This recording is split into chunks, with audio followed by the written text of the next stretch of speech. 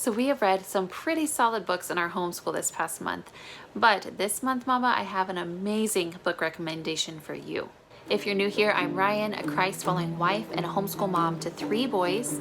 Here we talk all things homeschool, and we will learn together how to use our roles as wife, mom, teacher, and homemaker in order to glorify God. So in our homeschool for Sunlight, we have been reading, we finished up Owls in the Family. This was a super cute book by Farley Mowat. If you're familiar with Sunlight, you've probably read it, but it's about a boy who is all about collecting animals, which is what my kids would do if I allowed them to. But we have lots of bug collections all the time. But this boy brings home some owls and causes a bunch of ruckus in their home and in the town, and my kids thought it was hilarious.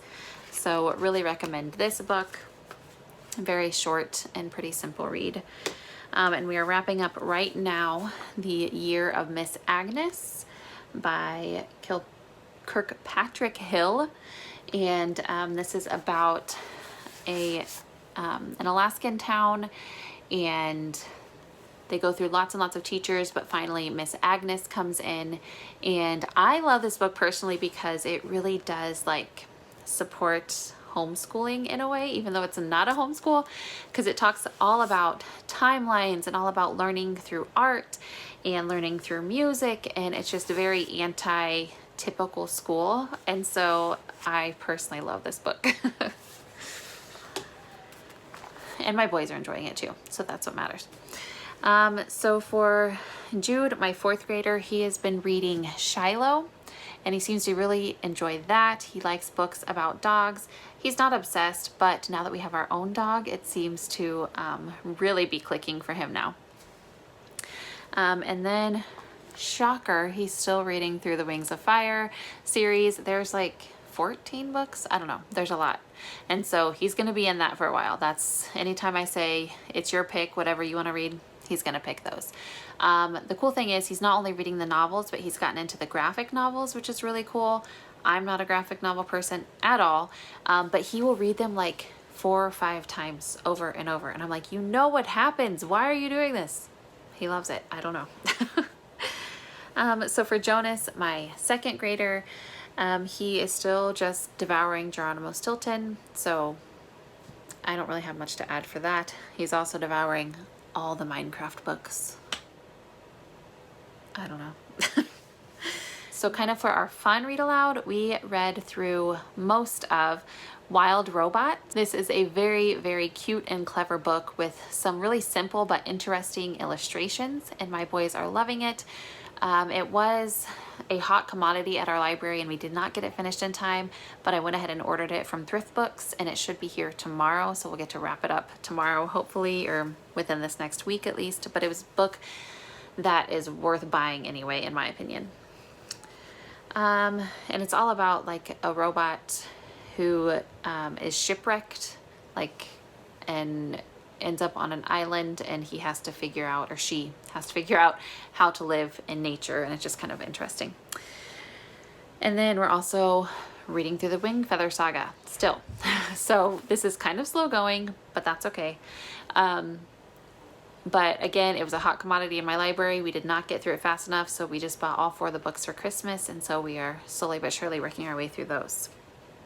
Now, to my book for this month that I absolutely loved. I read several books, but I'm just sharing my favorites.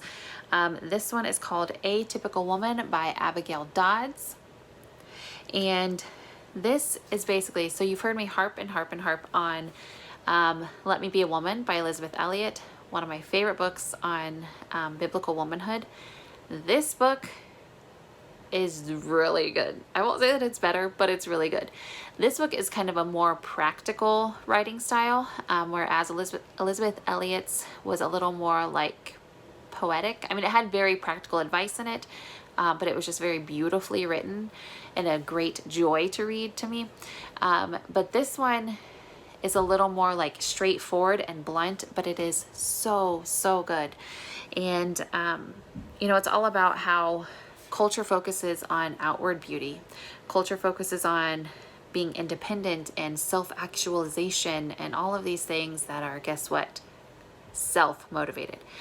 And all of those things tend to glorify women in and of themselves.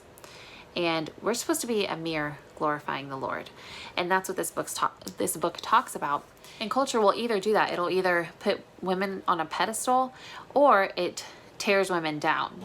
And God does neither of those things. In Christ, we are free, we are whole, and we are called to a purpose. And so when we are working within that framework, within that purpose that He has given us, it is a beautiful thing. We're not elevated higher than we should, nor are we brought down lower than we should be either.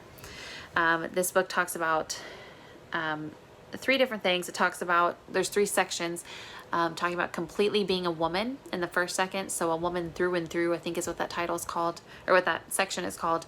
And then it talks about being a woman in all that you do. And within that, it talks about singleness, it talks about marriage, it talks about parenting, it talks about suffering, discipling, all those different things that are kind of hard things to work through, but how to be a woman in those things.